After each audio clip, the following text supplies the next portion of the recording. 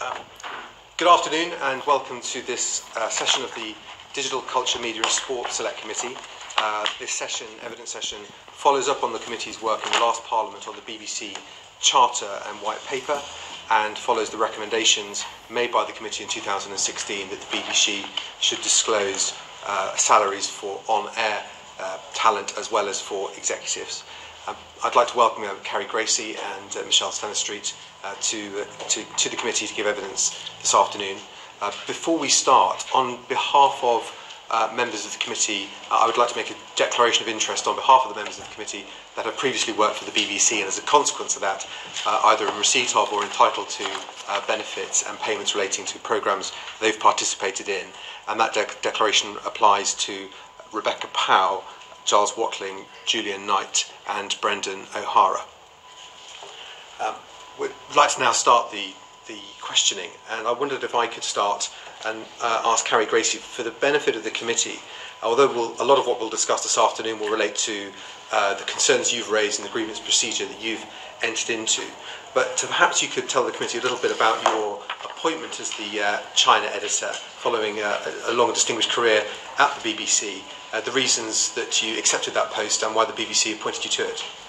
Thank you. I was appointed China editor at the end of 2013, and I went to China in early 2014, so I was the China editor for 4 years. At that time, the director of news felt that China was an undercovered story, that it was a great big chunk of history, that it was quite difficult to get across in daily news agendas and bulletins, and that it needed a more strategic approach. I had myself had more than, my first experience in China was in 1985 as a teacher, but I had joined the BBC in 1987, and I went to Beijing as a correspondent for the BBC in the early 90s, in 1991. So I had, by that stage, a very long experience of reporting on China, because even when I was back here as a presenter on the news channel, I would go to China every year for reporting. So I speak Mandarin. I have a Chinese degree as well as 2 other academic qualifications. I have a very long experience of a country that is going through enormous change, and which we all know, especially the Prime Minister obviously being there today, is a matter of great concern for all of us. China affects our lives in so many ways. So my appointment took place at the end of 2013. I went out in 2014. There were a couple of major considerations that I had in taking the job. It was not a great time for my children. They were embarking on A-levels, and I was very concerned about that. The BBC had left the appointment too late for me, and I had actually resisted doing the job because I thought it wasn't the right time for my children. But James did what he described as, James Harding, I'm talking about the former director of news, did what he called getting down on bended knee to persuade me to go. And I agreed with him that we needed to get more women into senior reporting posts. This was, if you remember the context, quite shortly after the Miriam O'Reilly tribunal case, when she won against the BBC on a claim of age discrimination. And the BBC was very concerned in the aftermath of that to put more senior women on air and older women. And I was just turned over 50 at the time. So that was something they wanted to do. And I could see their point. I thought we did need more women on air, and we did need in senior roles, and we did need more older women on air in senior roles. So despite my concerns about the children, and despite I did the lean into work thing, while my ex-husband did the lean into family thing, really for the first time. And so that was quite high risk as a family, because they were at the point of A-levels. So it involved some sacrifices, and it was a very difficult job. As I've described in my open letter, China comes with some challenges. It's obviously so big, you have to operate in Chinese. It's 176 out of 180 in the World Press Freedom Index. It is very, very hard to persuade people to talk to you in China, especially on sensitive issues. And it's very difficult to get the attention of our editors to put it into bulletins, because they've always got something more pressing that President Trump said, or that's happening with Brexit, or happening in Westminster. And so it's a difficult story to tell. But I feel that I told it well. I'm proud of what I did. And I suppose the last thing I should say about the time of my appointment, which in a way is one of the reasons I find myself before you now, is that I said at the time that I had to be paid equally.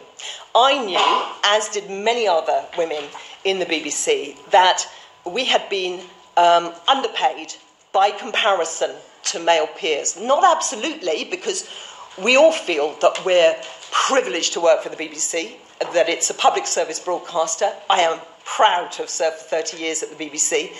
But we knew there was inequality. We didn't know the details because the BBC is extremely secretive on pay. But we knew we were underpaid. And I was determined at this point where I knew I'd give the China job every last ounce of my skill and stamina. I knew I would do that job at least as well as any man. And there was no man. I mean, frankly, there was no other candidate for the job at the time, which was why James did the bending, getting down on bended knee thing. But I insisted on equal pay, and I thought I had won a commitment to pay parity when I set off to China, which is why I got such a shock last July when I discovered that that two men as international editors were being paid at least 50% more than the two women international editors. Sorry, that's been quite a long answer. No, that's right. Just to pick up on, or ask you further information about some of those points. You said you speak Mandarin. Are there many senior news journalists at the BBC that speak Mandarin? No, I can't really think of any who have, that kind of experience on China, who speak Chinese. And we've got one or two younger people who speak good Chinese. But I really can't think of anyone who's got the broadcast skills and who's got the editorial capacity, who the BBC can trust to carry the China story for 4 years in face of enormous pressures of censorship, frankly. So I think probably at the time I almost was the only candidate. I can think of one other who probably would have been appointable, and I tried to suggest that to the director of news because I was worried about my children. But he wasn't having any of it and said it had to be me who went. And I really, really cared about the China story. I felt it needed to be told more comprehensively and more strategically on the BBC. So it sounds like not only did James Harding want you to do the job, but you were pretty much uniquely qualified to do it as well in terms of your knowledge of the country, your language skills and your broadcast experience. I think that's probably fair. I mean, I don't like, I don't want to boast, but I think that's probably fair. And certainly since then, the BBC has repeatedly said that it would be very hard to replicate me in China, and always tried to persuade me to stay as long as I possibly can. I think the current head of news gathering once said, I would be happy if you stayed for life. Yeah, because the reason I ask is that without wishing to sort of pick on any one other part of the world, I can imagine that the number of people in BBC News that are qualified to go to Washington is quite extensive. Lots of people will have reported from there before. Obviously, largely speaking, the language barrier is not an issue, and that many people will already be pretty immersed in transatlantic politics as well. Well, so there's a couple of things I'd say about that. Obviously, it's a part of the world with which many more BBC journalists are familiar. The BBC has failed to invest in China skills, I would say, and I'm disappointed by that. I've invested in China skills for years, and in fact, one of the things about my current pay situation is that the BBC has actually not put, or it doesn't appear to put much value on those prior to me going to China in terms of pay. However, that's a separate question. I don't want to. One of the things that's made me sad over the past 3 weeks of this, since I wrote my open letter, is the tendency in some sections of the media for this to turn into a kind of, comparison between me and the North America editor or me and the Middle East editor. And I suppose there's a degree to which that's inevitable because you can't talk about equal pay without talking about what the law calls comparators. However, I would like to put on record that I admire the work of my male peers as international editors. I admire the work of John Sopel and I admire the work of Jeremy Bowen. I've been proud to stand alongside them as an international editor for the BBC for 4 years. So other people kind of say, well, China this, North America that, North America is on the, on the 10 o'clock news more often, and other people kind of in the China camp are going, yeah, but everyone speaks North American. So I don't want to get into that fight, frankly. What I want to talk about more is the sense in which my case is just an example of the bigger problem, but it's a useful example because I was a senior person who the BBC really wanted to keep in position, and yet even at the point where this arose, and for 6 months I've been trying to get the BBC to take my equality issue seriously, and it hasn't been possible for that to be resolved in the way that I feel is in accordance with the law.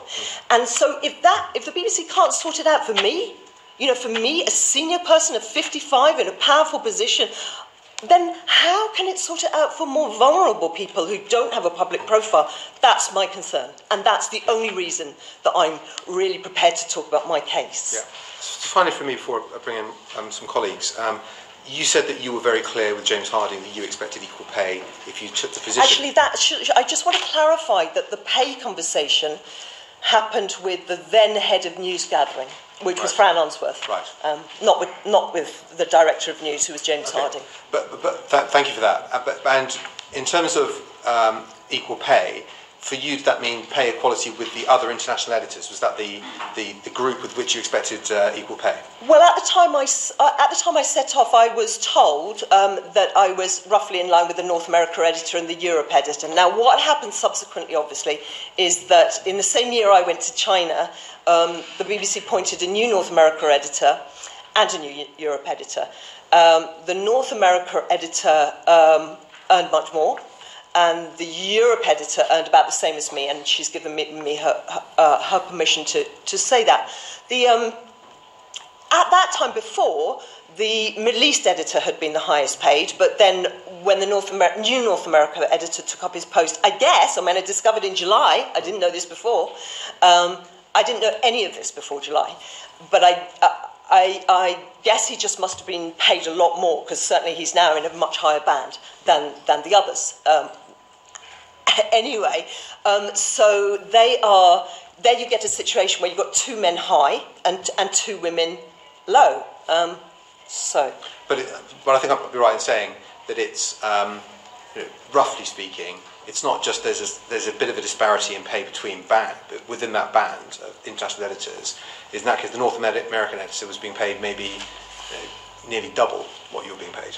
Possibly. I mean, these bands, we fumble around in the dark in the BBC. We have no information. The only information is what you managed to, through your work, to push the BBC on being a fraction, a glimmer more transparent on pay. You got that transparency down in £50,000 bands from 150. So so obviously John is in the 200 and 250 band. Yeah. It's interesting, and I don't know if this is the right moment to say, but I got my grievance outcome finally last week on day 89 of 90 that the BBC allows itself for grievances. The BBC had previously said it would expedite my grievance because of the China dimension. And I was promised it, well, they were hoping to deliver it. They kept saying they were hoping to deliver it before Christmas, and then very early in January. But then in the end, it was day 89 of 90, which that is expediting at the BBC. However, leaving that point aside, the outcome is relevant, I think, to the question you're asking me, because the BBC has said that it inadvertently underpaid me since 2014. So it's that point at which it appointed the North America editor who's currently in position. So the BBC has now said it not only does it want to pay me an extra £45,000 for the financial year of 2017, but it wants to pay me more for 2014, 2015, 2016. And it was inadvertent that it left me off when it raised other pay in April of 2017. I have said I don't want that money. That's not what it's about for me. I feel my salary is a good salary. It's public money. That's not what it was about. They're still not giving me equality. They're not giving me parity, and they're not giving me the benchmarks which would allow me to judge that it's a robust pay system so that it counts as equal pay, even if it's not pay parity. I know this sounds like kind of employment law language, but that's what we have to get into. So I would, as I've said all along to them, if they show me robust data and robust benchmarks on why they want to pay the men more than me, which they still want to do throughout, that would be okay. But they haven't given me any of that, even now. Just to check, inadvertently, that's the word that was used in the report you received from them. Yeah. Is that correct? Yeah. And And so basically, they have upheld all the complaints you made originally back last summer, effectively, about the fact you were being underpaid and that you deserve not just... They haven't actually. They've said it was not gender pay discrimination. They haven't called it pay discrimination either. I mean, to me, it sounds like... I'm not an employment lawyer, but it sounds like a tacit admission that it is pay discrimination, in that they want to pay me now nearly £100,000 in back pay. But the thing that's very unacceptable to me, and I just don't know why they do this, is they've basically said that in those 3 previous years, 2014, 2015 and 2016, I was in development. It is an insult to add to the original injury. Yeah. It is unacceptable to talk to your senior women like that. I would never have gone to China on those terms. I asked for equal pay at the very beginning. The idea that I would have agreed to being sent to China in development. When the Director of News, when we were coming back from meeting the Chinese ambassador and were walking back down Portland Place, he said, "You're it. You're in charge. I will have your back." I was, for 4 years, leading our China coverage. There are significant risks in our China coverage. I dealt with them. I did a good job. Twice I've been a Royal Television Society nominee for the BBC for Specialist Journalist of the Year. It's just... And you know what? I'm getting emotional. But the thing is, what I really want to say about this equal pay problem at the BBC is what it forces the BBC to do is to retrofit in defence, defences, justifications of the indefensible. It's not acceptable to say that because you have an equal pay problem, but you can't admit it because you don't want to confront what may be fiscal liabilities, which we all agree are there. I am not a fiscal liability. I have said I don't want any more money. I'm not a fiscal liability to the BBC. They're trying to throw money at me to resolve the problem. This will not resolve my problem. My problem will be resolved by an acknowledgement that my work was of equal value to the men who I served alongside as an international editor. An apology would be nice. I note that the BBC is saying it's very grateful to men who last Friday, taking a voluntary pay cut. I mean, they've never said they're very grateful to me for not taking a pay rise at the time. And they said at that point, well, these are great I've got the quote somewhere. These are great broadcasters, great journalists who have a great connection with the public. I have 500 and more emails from the public here in support of me, in support of my work as a China editor, and in support of my stand on equal pay. And I have more than 300 emails from members of staff who support that too. So, someday it would be nice if the BBC could bring itself to say that the women too are good broadcasters and journalists. But because it's in this terrible position of not being willing to acknowledge an equal pay problem in relation to women, it's effectively forced to belittle our contribution. Not just this year, not just last year, but for decades. Thank you. Julie Elliott. Thank you, Chair. Thank you both for coming in, and I think it's very important, Carrie, that we say thank you to you for raising your head and going on record. It's a very brave thing to do, however high-profile journalist you are, and it will benefit enormous numbers of women much lower down the food chain in the BBC and in other organisations, and I think that's quite important to be said. I want to ask just a few things, because you've already highlighted a whole load of things that we can ask the next panel, but particularly around this conversation with Fran Unsworth, about when you asked about equal pay or pay parity or whatever the terms were. Can you just tell us a little bit more about that conversation, please? So this was the meeting at which we were deciding whether I went to China or not, and the terms on which I went.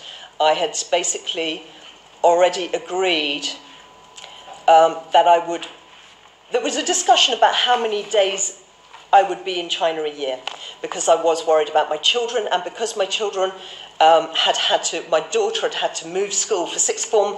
She wasn't able to be moved. It was too late to move her because she'd already just moved once, and she was in her first term at first year as A-levels. So there was first a discussion about how many days I could do in China a year, and I agreed to do 200 days in China a year, and that the rest I would do in the UK, because there's a lot of China that can be done pre-production and post-production, and I can do a lot of writing. But just for the record, because I see that there's some confusion about this in the media, I spent last year 214 days in China, and I spent a further 14 days on, and when I say China, I mean the majority of that, about 200 were in the mainland of China, and then another few days in Hong Kong and Taiwan. So I call it Greater China, mainland, Hong Kong, Taiwan. I was there 214 days last year, and then I did some work in Kazakhstan and some work in Poland last year, and I did the rest in London. Anyway, coming to your question about the equal pay conversation with the then head of news gathering, current director of news. I guess I'm not a lawyer. So I went into that saying, I think that I've been underpaid for, a long time at the BBC. But not absolutely, I say that again, but in comparison with male peers. And Did she comment on that? Did she comment on that when you said that? No, she didn't. I said, I think I've been underpaid since probably about the year 2000 when I started on the news channel, possibly longer. I just didn't ask. All of us, we actually trusted the BBC. That's the problem. And we had no information. So we had trust and we had no information.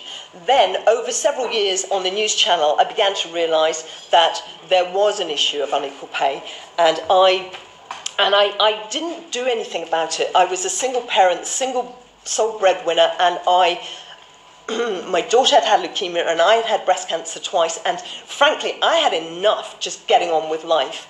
And I just never argued about money with them.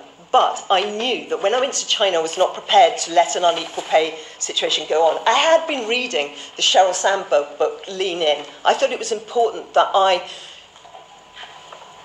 do lean in, that as a senior, that as an older woman with my children growing up, it wasn't a perfect time for the kids, but there was just never going to be exactly the right time, so I felt I had to lean in. Then the conversation, but I also knew, as I said before, that I should ask for equal pay. Now, I don't want to go into the detail too much of that conversation. It was not a long conversation. It was 4 years ago, because I'm actually, on the whole, a pretty trusting person, and if somebody tells me this is what's going to happen, or I think I've understood something about the situation, then I take that on trust.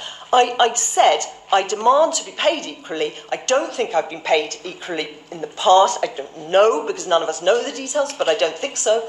I demand to be paid equally. And what the then head of news, now director of news, said was, well, the North America editor and the Europe editor are getting about £120,000.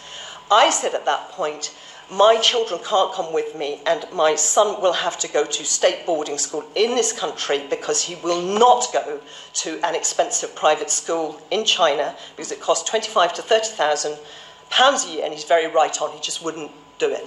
So I was proposing at that point to put him into a state boarding school in the UK. That was going to cost £10,000. And so I said to the then head of news gathering, I'm going to have to spend £10,000 on these school fees. It's a lot less than accommodation, healthcare, £25,000 to £30,000 in school fees, and flights in China. And so she said, okay, we'll make you up to 130. So I thought that I was effectively getting equal pay at that point. In my grievance outcome, it says that Fran does not recollect the conversation the same way I do, or words to that effect. She will no doubt tell you. I'm sure we'll ask her. I'm puzzled by that, because when I had a pay negotiation with the current head of news gathering, Jonathan Monroe, on the phone from Beijing in last year, in October, so that was my first pay negotiation, I said this to the then head of news gathering, and he said, and I quote exactly his words, "Fran remembers the conversation as you do." Who said that? The current head of news gathering. Who is? Jonathan Monroe. So I was surprised to read in my grievance outcome that Fran didn't remember the conversation as I did. Anyway, I mean, to be honest, we don't have a tape recording, so it's kind of different people's words against different people's words, and it's 4 years ago. And it's really, at the end of the day, not the heart of the problem, I don't think. I've since learned that, because after July's pay disclosures, I then really had to overcome my inhibitions about asking my male peers about pay. So I asked all relevant male peers in the past 20 years about what they were earning, roughly compared to what I was earning at the times we worked alongside each other. And some of them told me and some of them didn't. The then North America editor did tell me, and he told me, well, he told me he was roughly on the pay that I started in China on. Okay. So he wasn't on 120, he was on about 130. Right. Yeah. I hope that's clear. That's very helpful. And I just want to ask Michelle a couple of brief things. I want to the document, the written evidence that you submitted to the committee. In point 14, you talk about, and I'll quote it, as part of a BBC-led move to make presenters work on a freelance basis via a personal service company. It's very concerning that many women were pressured into leaving staff jobs and told that otherwise presenting work would be withheld from them. Now that reads to me like bullying. Can you tell us a little bit more about the background to that, please? Well, I've been, as part of this process, it's been really alarming for me in speaking with many women who've come forward to the NUJ to talk about their situation and have their cases reviewed for equal pay, that actually, to me, it's not just been about what their headline salary or fees have been at any given time. It's actually been about the processes that have been in place, which speak to me of a really problematic culture about how many women journalists at the BBC have been treated, and to find out that actually so many, seemingly to me anecdotally, a lot more women at a moment in time were clearly told by the BBC. Many of them were on staff contracts and had the protection and the benefits of staff contracts, and they were told very explicitly by the BBC, and there's lots of evidence in writing, that you, if you wish to pursue your career as a presenter, then we expect you to leave that staff job and to your relationship with the BBC in the future to be one of a freelance and operating through a personal service company. And many did this very unwillingly. They felt very coerced and pressured to do that. But when you're faced with that or an option of not progressing your career in the way that you want it to happen, really it's no choice at all. So many women made that step very reluctantly.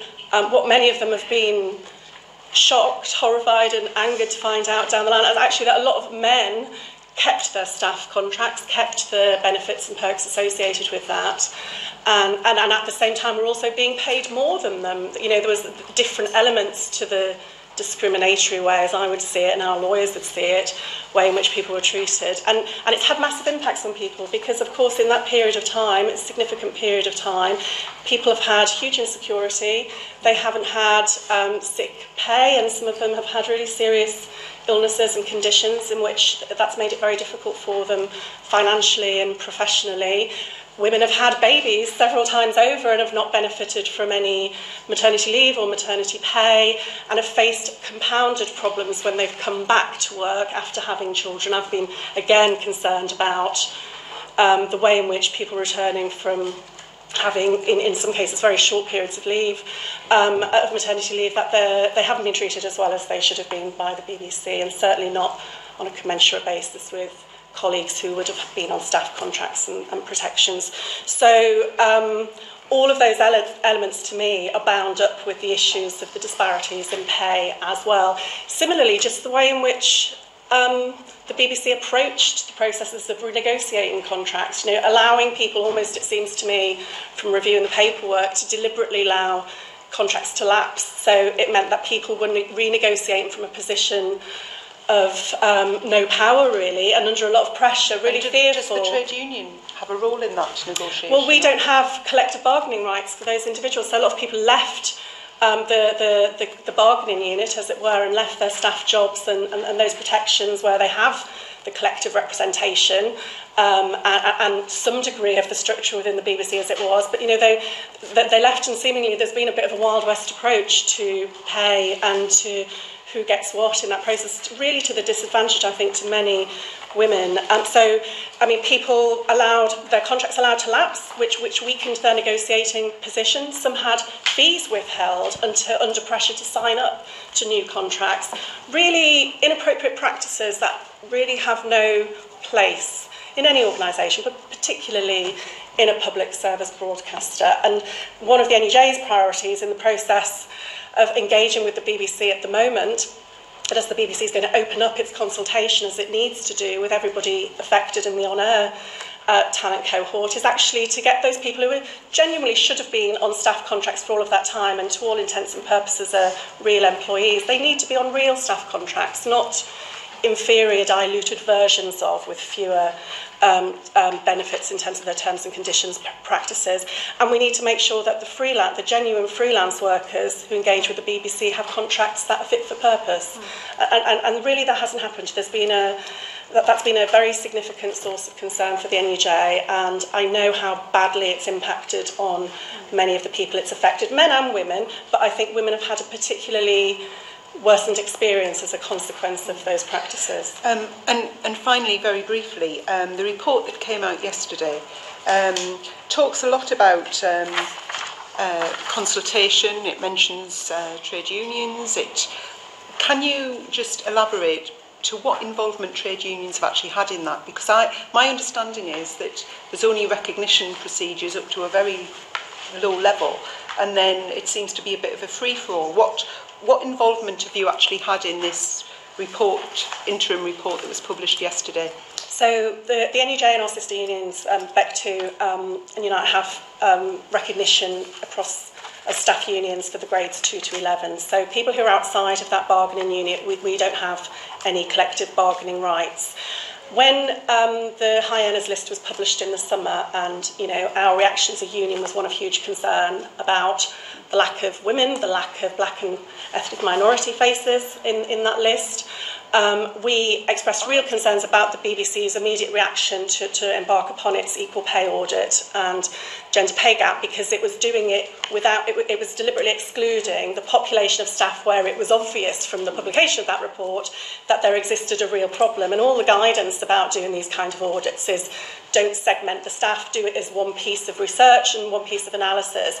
If you are going to segment the staff then or the population, start with the area where you have a problem and then roll it out from there. And in fact, what it seemed to be doing was to try and focus on the area of the business where it thought it would have a cleaner bill of health. So our involvement and reaction to that had led to more discussions about what they were planning for the on-air talent review, which they said was going to be coming down the line and would run to the end of 2017.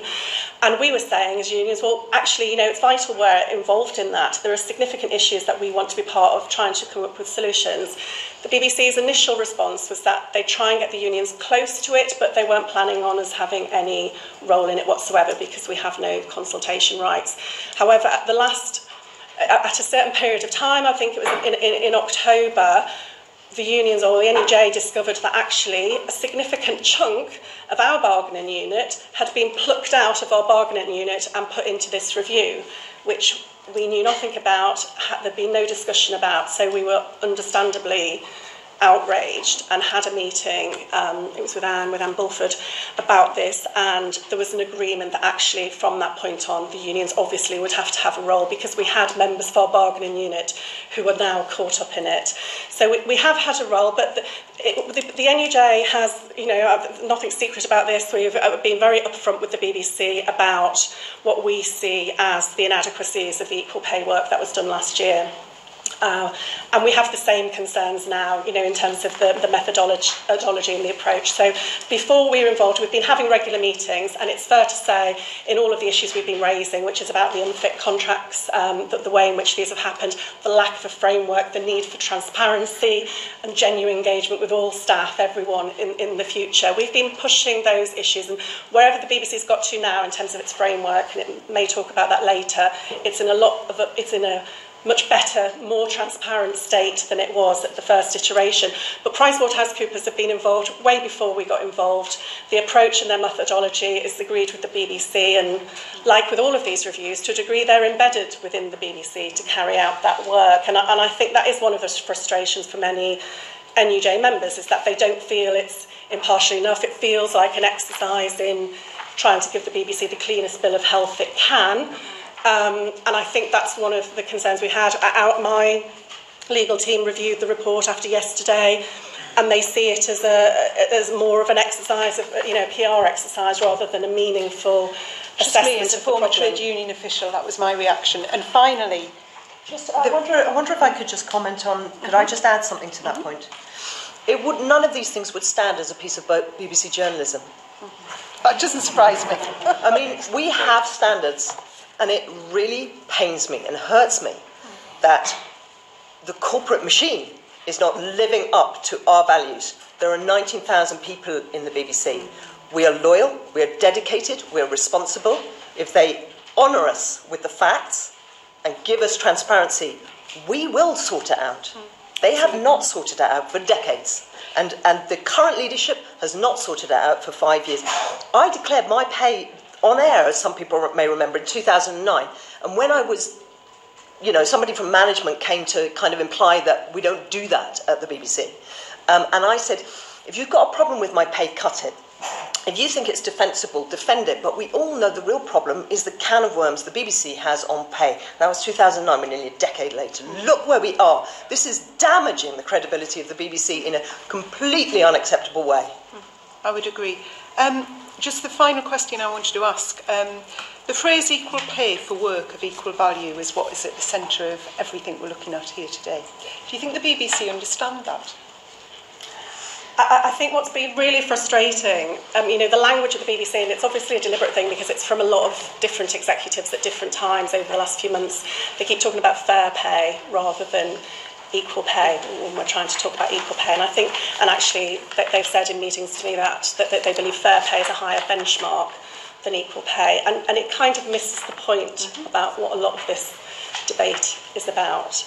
And I think it's also frustrating that the language of how they're reacting, and partly maybe a bunker mentality or too many lawyers involved behind the scenes, but the use of the language is making the problem worse. So referring to inadvertent kind of errors of underpaying people, or talking about that, there's no evidence that decisions were taken to willfully discriminate.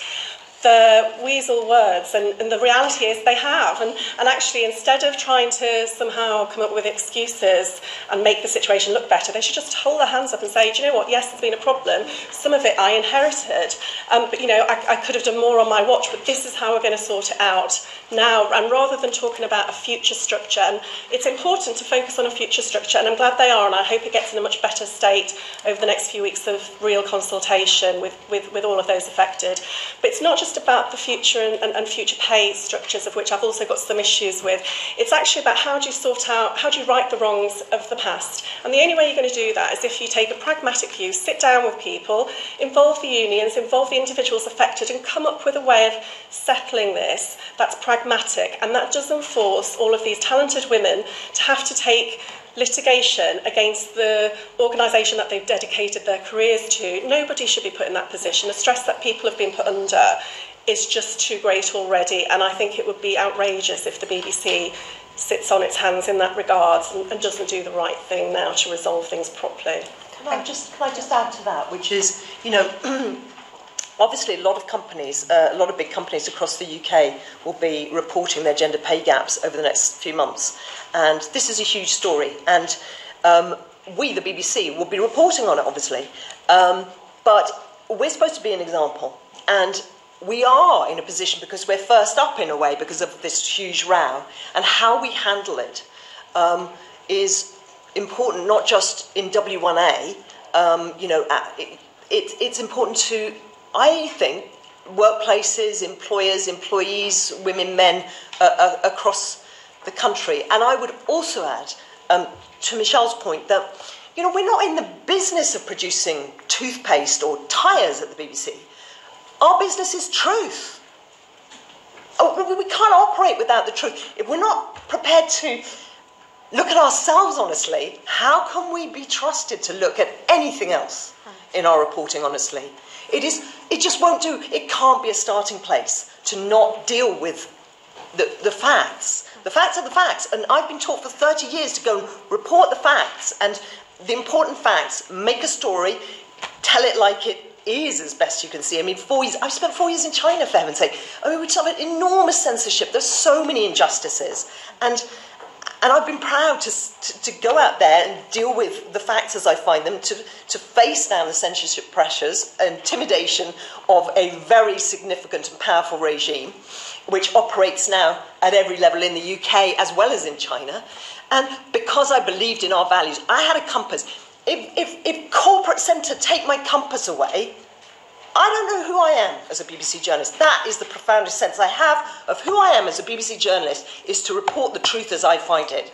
If they don't report the truth, how can we? Absolutely. Thank you. Jo Stevens. Just ask you a bit more about the grievance outcome. So you said that they have inadvertently underpaid you. That's what they've said in the decision. Yeah. And they've offered you just back find pay. all of these exact words, because it's quite legalistic. Yeah, and they've offered you about £100,000. Yeah, I mean, they haven't told me the exact amount, but it's just, I would say it's just inside probably. So in their decision to you, have they explained what you should have been paid and how that equates to a male comparator? Have you been given any of that information? So do you know whether really. what they're suggesting? Well, so they've got, yes, I know what correct. So basically, they're saying in 2014, from the point at which the new North America editor was appointed, I should have been paid. I think the sum is 155, which is obviously 20,000 more than I currently am being paid. So that was for all the way up to spring of 2017, and then in spring of 2017, my salary was supposed to go up to 180. I mean, they haven't said to you how they arrive at the 155. So that relates to the development issue. Right. Okay. And have they said anything about pension contributions or the Not really. benefits I don't think that would so. have been I mean, I paid only to got you it at the on end that of last salary? week as I was dealing with a family bereavement. So I don't think there's anything in pension. I'll get back to you. Because you'll get my drift. Obviously, you can, if you're being paid less as a woman than a man for doing the same job, you're also receiving reduced pension. But Michelle will explain the detail on this. But this is all capped for people whose, they cap the final pension, the final salary pension scheme kind of increases in 2011. So. It was 2011, wasn't it? Yeah, I think it was. But they haven't given you any information about whether or not included in your grievance outcome they have factored in any other losses aside from the salary that they say. No, I don't think so. I'm just kind of slightly scrabbling to find a bit of paper, but I will get back to you on that. Okay. I wanted to go on to a different point, because you've talked about speaking truth. Our business is truth. How do you feel about the fact that there are some of your female colleagues who have been taken off air and not allowed to present or report on the equal pay issue, which came to light as a result of your stance and going public? Well, I'm disappointed. I'm disappointed. I think we've got back to a better place. I thought the reporting, I thought it was handled better yesterday with in terms of people being allowed to do their job. I mean, we can all do this job. So I suppose what I would say about that, the handling of the infamous John Sopel phone call tape, not phone call, recording in a studio, the various other issues, the kind of very strange day last Friday where they announced these voluntary pay cuts and had to change the story several times. I mean, I think it's not worthy, any of this, of the BBC.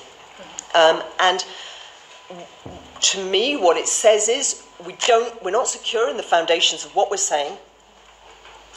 And therefore, because our foundations are not securely in truth, accountability, transparency, and our real values, we're not living our values in the press office and corporate centre or wherever they live,